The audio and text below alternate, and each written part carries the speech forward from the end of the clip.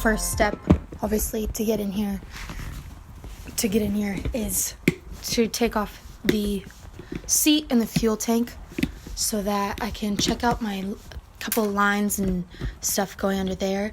I know for a fact that my ground wire somehow got disconnected, so I'm going to have to fix that either by getting new wiring or rewiring it, but I can't see really how damaged it is quite yet. Next I need to remove all of this because I know I need to replace, there's like a little elbow, I need to replace that. So just kind of like repairs as well as preventative stuff and routine stuff that should have been done on the bike. That's kind of what I'm going to be doing. So I didn't end up like recording any of these steps because they're kind of self-explanatory. Just turning my fuel reserve to the off position, taking off the screws that are holding the tank onto the frame, and then for the fuel line that feeds into the carburetor, I had to obviously take it off, so I just used a flathead to unscrew that. I already took off the air filter and everything. And then you can see the pink duct tape on the elbow that needs to be replaced. So I just disconnected the elbow and then was pretty much all set. For that fuel line, once there you go, got it off, I fed it into this water bottle, which was just sitting around so I didn't have gas spewing everywhere.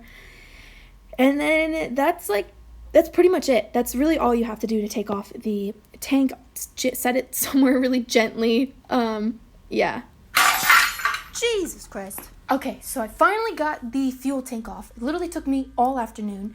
I was going to record this with the garage open, but the gardeners just got started working, so unfortunately, change of plans, sorry. But now that I do have the fuel tank off, I can now get to work on a couple of different things that need to be replaced. The kind of biggest thing to me right now is my ground wire somehow to my battery got disconnected.